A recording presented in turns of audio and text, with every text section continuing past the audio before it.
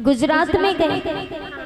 चारों तरफ जब घूम करके वृंदावन की ओर जाते तो नारद जी के मन में सवाल चलता है, सत्यम नास्ति तपः शोचम दया दानम न विद्यते। नारद जी कहते हैं अब यहाँ तप सोच बाहर भीतर की पवित्रता दया दान कुछ भी नहीं है। किसी के अंदर दया दिखाई नहीं देती, जिसको भी देखो वो क्रोध के साथ बात करता है। चारों तरफ का नजारा नारद जी ने देखा। कमजोर इंसान यदि जाकर के बड़े आदमी से बात करता है, अगर रास्ता भी पूछ ले, भैया मुझे मैं भटक गया हूँ मुझे जरा रास्ता बता दो, तो भी अकड़ के बोलता है। किसी से जरा एक गिलास पानी भी मांगा, वो भी अकड़ के बोलता है।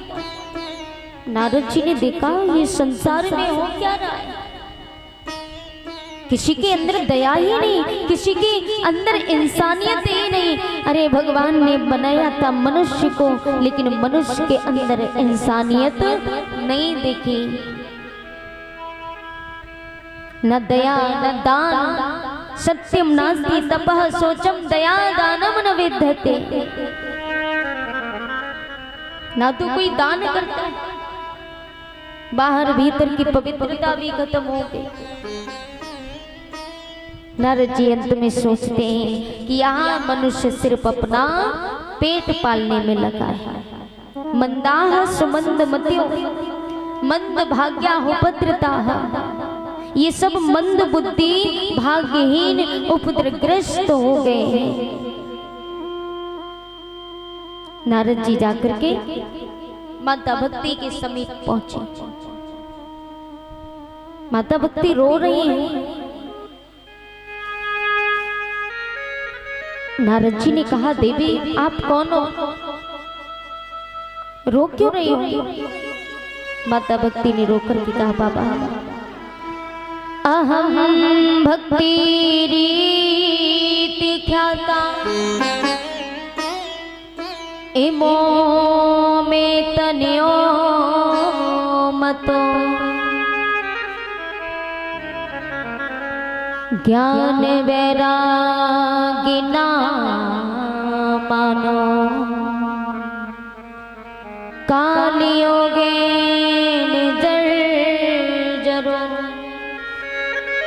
माता भक्ति कहती है, बाबा अहम भक्ति रीति ख्याता, मैं भक्ति हूँ, मेरा नाम भक्ति है। ज्ञान वैराग्य ना मानो, ये जो मेरी गोदी में दो पुरुष है ना, ये कोई और नहीं, ये मेरे पुत्र हैं।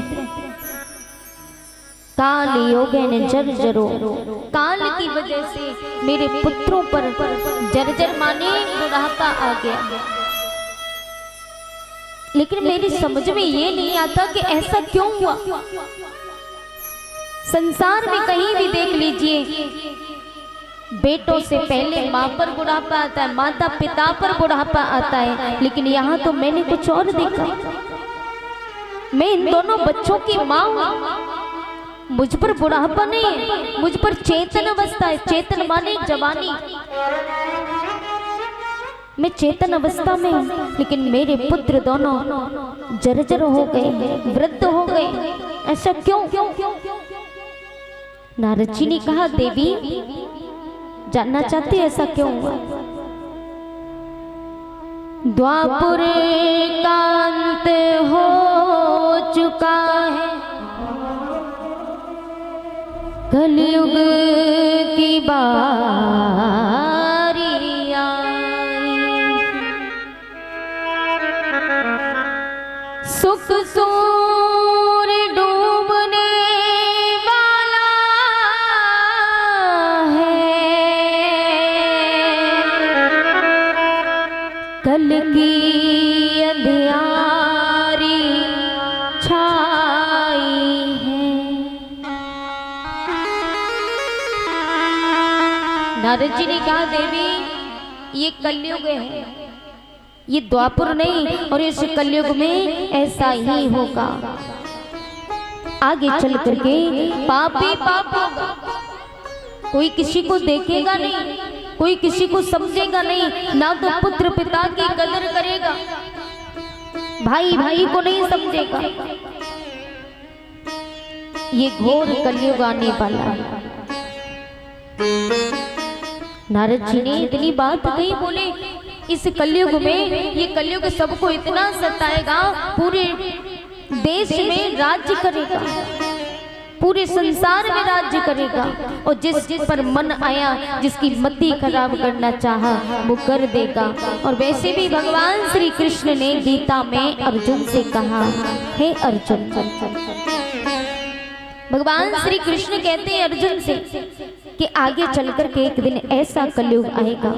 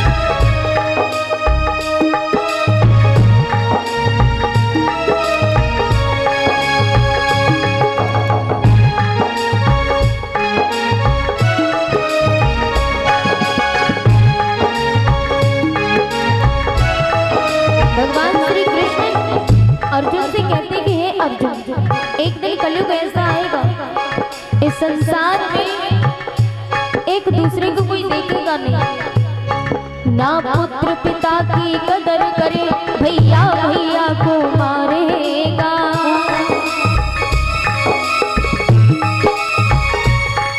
ना पुत्र पिता की कदर करे, भैया भैया को मारेगा, पत्नी का पति गुलाम बने, बेटा भैया को मारेगा।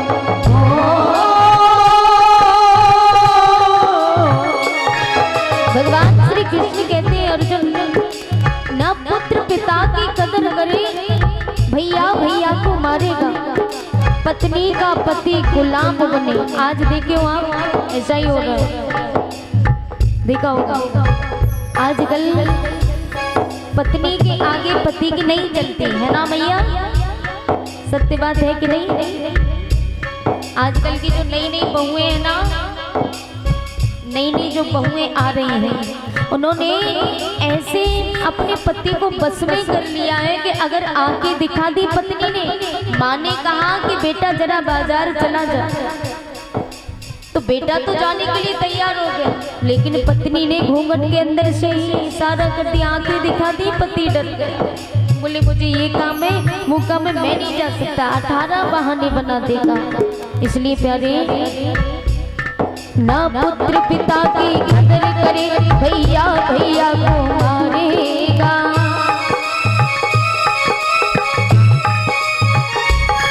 ना पुत्र पिता की कदर करे, भैया भैया को मारेगा, पत्नी का पति गुलाम बने, बेटा भैया को मारेगा।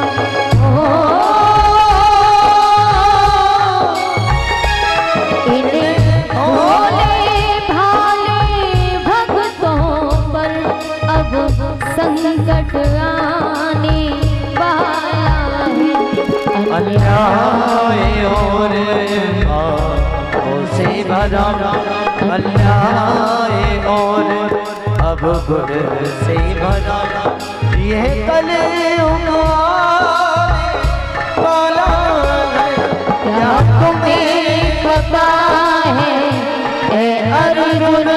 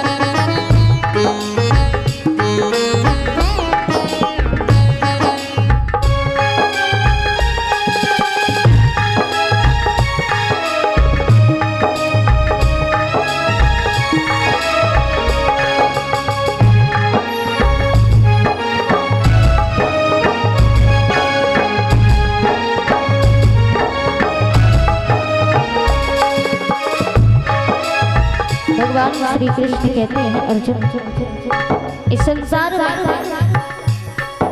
इस कलयुग में एक है। और यहाँ तक कि भगवान ने ये भी कहा कि जब भगवान श्री कृष्ण वृंदावन में जो गैया मैया थी, भगवान श्री कृष्ण गैया मैया का दूध पिया करते थे, माखन खाते थे और गाय की सेवा भी करते थे, गाय को चराने भी जाते थे। लेकिन इस कलयुग में मेरी गैया मैया लोग इतना सताएंगे। भगवान ने कहा जाने की कोई कदर नहीं, अज्ञान बिकेगा कलयुग में।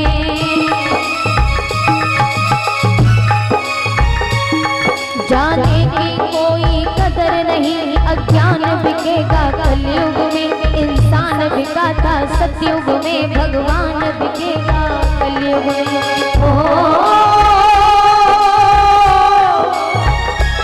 भगवान ने कहा जाने की कोई कदर नहीं। भगवान श्री कृष्ण कहते हैं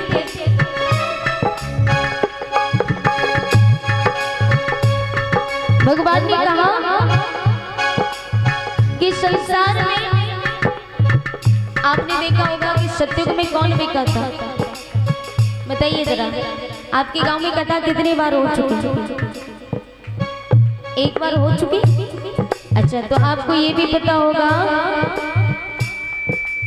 कि संसार में आपने जो सतयुग था, सतयुग में कौन बिका था? बताइए जरा। मीडियम वो बताएंगे। सतयुग में कौन बिका था? बहुत सुंदर। हमारे भैया जी के लिए जोरदार तालियां बजाएंगे एक बार सभी भक्ति। राजा हरिश्चंद्र, क्या बात है। यहाँ के भक्त बड़े समझदार लगते हैं और बहुत अच्छे। जाने की कोई कदर नहीं, अज्ञान बिकेगा कलयुग में। इंसान अज्ञान बिक रहा है। ज्ञान की तो कोई, अगर कहीं भी ज्ञान के प्रवचन कहीं चलते हो, मैंने देखा है कुछ लोग इतने अहंकार में होते हैं, अगर कथा भागवत हो या कोई सत्संग करने के लिए हमारे गांव में चल चुके हैं। ये हमको सोचना चाहिए, हमारी सोच इतनी नीची होती जा रही है कि हम अपने आप को समझा नहीं सकते। हम अपने आप को नहीं समझा पा रहे। पहले देखा होगा कि हम लोग पहले के जमाने में हम लोग जाते थे संतों की कुटिया पर कथा भागवत श्रवण करने के लिए। भगवान शिव शंकर मैया सती को साथ लेकर के कुंभज ऋषि के आश्रम में गए थे कथा श्रवण करने के लिए। भगवान श्री राम की तो पहले के ऋषिगण जो थे उनकी कथा श्रवण करने हम जाते थे समय निकाल करके।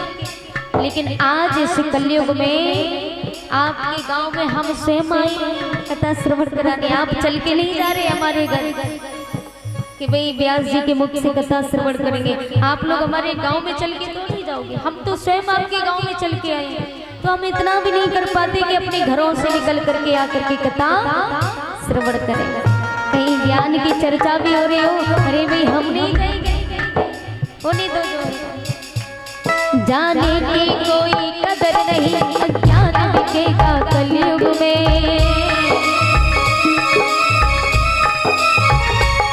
जाने की कोई कदर नहीं, अज्ञान बिकेगा कलयुग में। इंसान बिकाता सतयुग में, भगवान बिकेगा कलयुग में।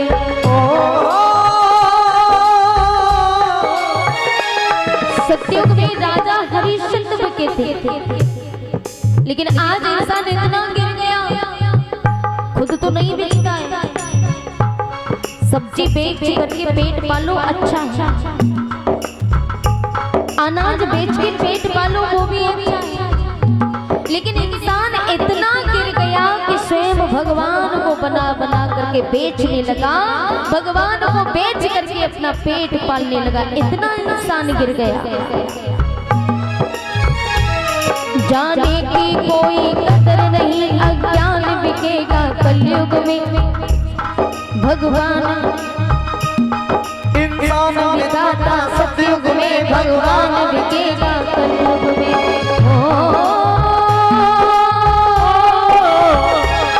ऐसा लगता है कि अर्जुन ये धर्म तो सोने वाला है। अन्याय और पाप से भरा, अन्याय और गुड़ से भरा ये कलयुग आने वाला है। क्या तुम्हें पता है अर्जुन?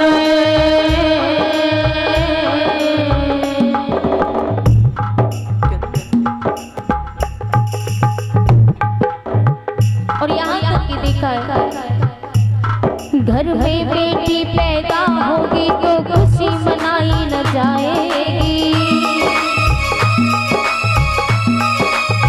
अगर घर में बेटियां पैदा हो जाए तो सबसे पहले दादी को दुख होता है कि भाई बेटी पैदा हुई है, कर्म फूट गए।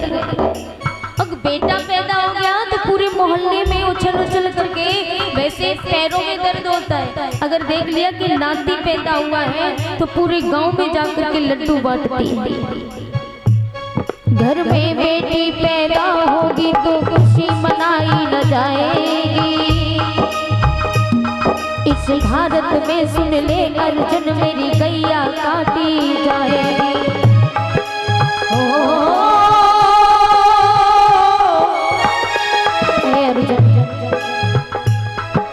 लोग इतना गिर जाएंगे कि मेरी गाय माँ जिसका मैंने दूध पिया, माँ के दूध में और गाय के दूध में कुछ फर्क नहीं होता प्यारे, बराबर होता है। हमारी माँ गुजर जाए तो बेटा या बेटी दूध पीती है तो गाय का, क्योंकि भैंस का दूध उसे पचता नहीं है। घर में बेटी पैदा होगी तो खुशी मनाई न जाएगी। घर में बेटी पैदा होगी तो खुशी मनाई न जाएगी। इस भारत में सुन ले अर्जुन, मेरी गैया काटी जाएगी।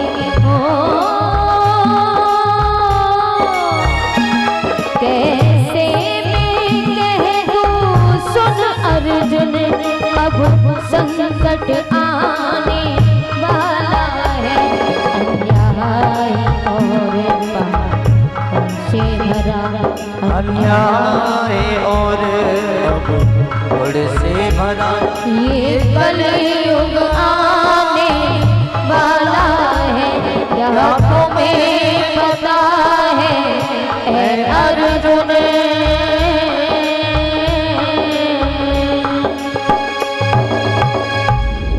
भगवान श्री कृष्ण ने अर्जुन से कहा कि ऐसा कलयुग एक दिन आएगा, और ये कलयुग वहीं वास करता है, उसी जगह पर इसकी वासना होती है जिस घर में झगड़ा हो, सुबह शाम जिस घर में झगड़ा होता है उसी घर में कलयुग की वासना होती है। यदि घर में 4 लोग हैं, हमको प्रेम से रहना चाहिए। कब किसका जीवन कब किसका अंत आ जाए ये कुछ पता नहीं होता। देखिए, एक सास की 4 बहुएं थी, 4 बहू थी। एक बार कलयुग गया परीक्षा लेने के लिए। कलयुग ने देखा कि इस घर में इतनी शांति रोजाना रहती है, इस घर में आज जाकर के देखता हूँ। कलयुग जाकर के जो सीढ़ियां होती हैं, जीना छत की सीढ़ियां होती हैं, सीढ़ियों पर जाकर के बैठ गया। बड़ी बहू ने दाल पकाने रख दी, दाल बनाने रखी तो बड़ी बहू ने उसमें नमक डाल दिया। उससे छोटी बहू आई, उसने भी दाल में नमक डाल दिया। यानी कि चारों बहुओं ने एक एक करके इसमें नमक डाल दिया। चारों बहुएं बड़े प्रेम से रहती थी, चारों बहनें बन करके रहती थी, कभी उसमें झगड़ा नहीं होता था। एक ननद थी तो ननद ने कहा कि शायद भाभी नमक डालना भूल गई, भाभी के लिए काम बहुत है। तो ननद ने भी आकर के दाल में नमक डाल दिया। भाई नमक बार बार सब लोग डालेंगे तो दाल कड़वी हो गई। और ये सब कलयुग करवा रहा था। देखा, दाल बन गई, भोजन बन गया तो चारों बहुओं के सबसे पहले ससुर जी भोजन करने के लिए आए। भोजन करने के लिए आए तो उन्होंने भोजन की थाली परोस के रखी। पहला निवाला जैसे मुंह में डाला, पूरा मुंह कड़वा हो गया, क्योंकि दाल में इतना नमक, लेकिन बोले नहीं। अगर मैं बोलूंगा तो झगड़ा होगा, क्योंकि रोजाना मेरी बहू इतना सुंदर भोजन बनाती तो है। एक दिन यदि नमक ज्यादा भी हो गया तो नमक निकल नहीं जाएगा। ससुर जी ने चुपचाप भोजन कर लिया और वहां से चले गए। चारों बेटे आए, चारों बेटों ने भोजन किया तो बेटियों ने जैसे ही निवाला रखा तो उनका भी मुंह कड़वा हो गया। सोचने लगे मन में, ओहो इतना नमक दाल में। एक दूसरे के मुंह की तरफ ताक रहे, लेकिन कोई किसी से बोल नहीं रहा। इतना प्रेम है भाइयों में।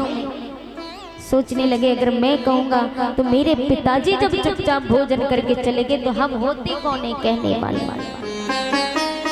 भोजन करके चुपचाप चले गए।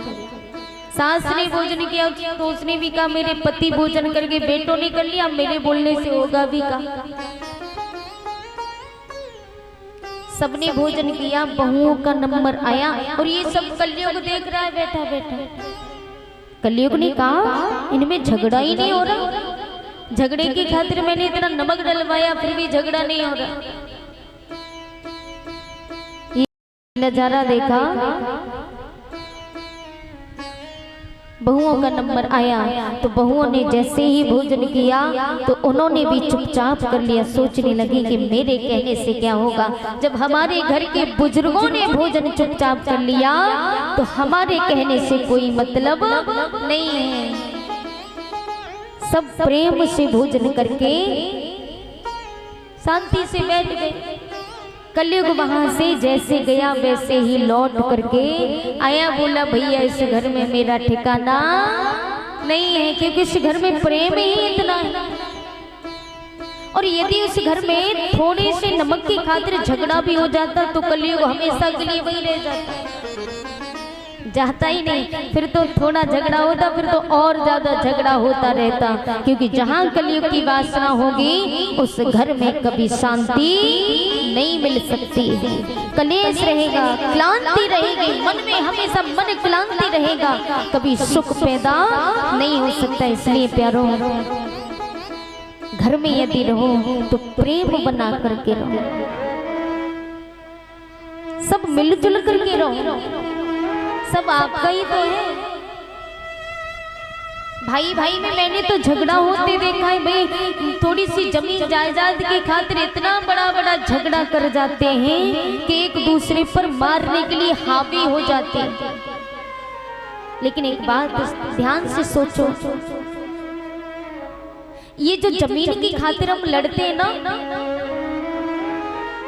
ये जमीन जब हम संसार में नहीं आए थे उससे पहले भी किसी और की थी। और जब हम संसार में आ गए, मरने के बाद भी किसी और की होगी। आप ये मत समझो कि हमारी है, ये जमीन किसी की नहीं प्यारे।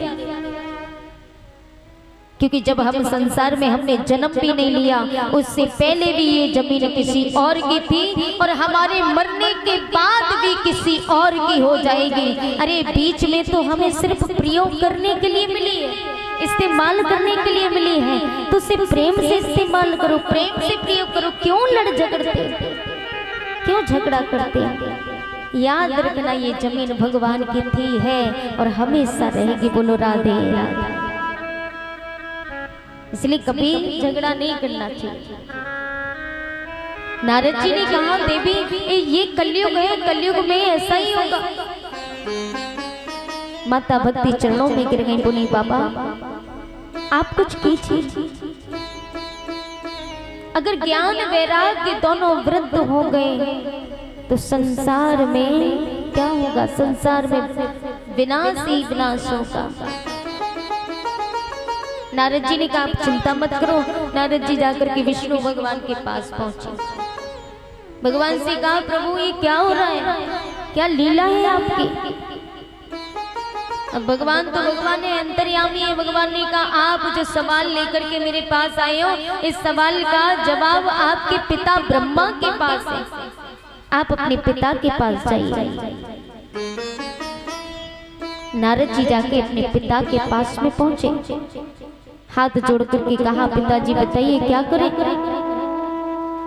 नारद जी ने जैसे शब्द कहे, ब्रह्मा जी बोले आप अपने भाई चारों भाइयों का ध्यान धारण करो, वही इसका उपाय बताएंगे। अब नारद जी के भाई कौन कौन है?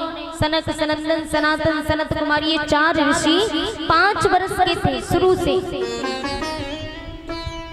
क्योंकि जब संसार में आए तो ब्रह्मा जी से वरदान मांगा कि पिताजी हमें ये वरदान दीजिए कि हम चारों भाई 5 वर्ष के बने रहें और नग्न अवस्था में बाल योगी बाल ब्रह्मचारी बनकर के जी सके। वरदान दे दिया ब्रह्मा जी। नारद जी ने चारों भाइयों का ध्यान किया। चारों ऋषियों ने नारद जी को श्रीमद् भागवत कथा श्रवण कराई और कहा कि यही कथा जाकर के आप माता भक्ति ज्ञान वैराग्य को श्रवण कराओ, उनका उद्धार हो जाएगा। नारद जी ने माता भक्ति ज्ञान वैराग्य को कथा श्रवण कराई और कथा श्रवण कराने के बाद माता भक्ति के दोनों पुत्र चेतन अवस्था में आ गए तो माता भक्ति देव ऋषि नारद के चरणों में गिर गई। बाबा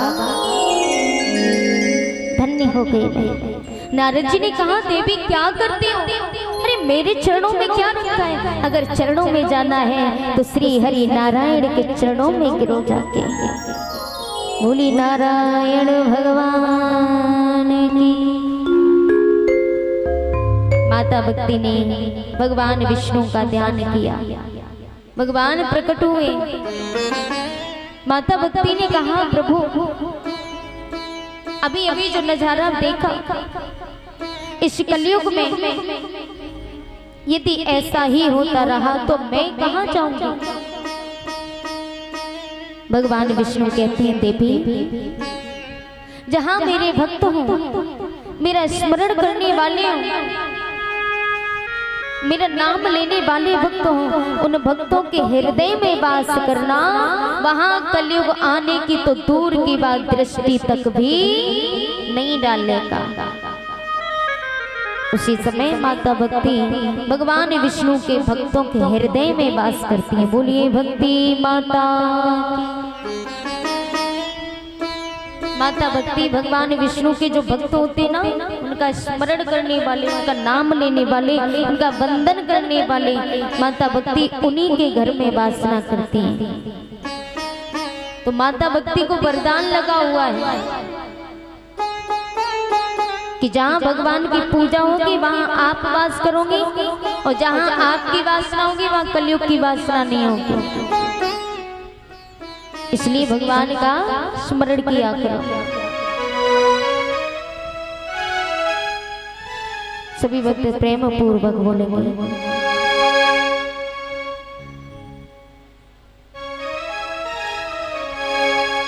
मुझे दास बना कर रख लेना भगवान तू अपने चरणों। बोलिएगा सभी भक्त। और कौन कौन भगवान के चरणों में रहना चाहता है दोनों हाथ ऊंचे उठा करके बोल दीजिए।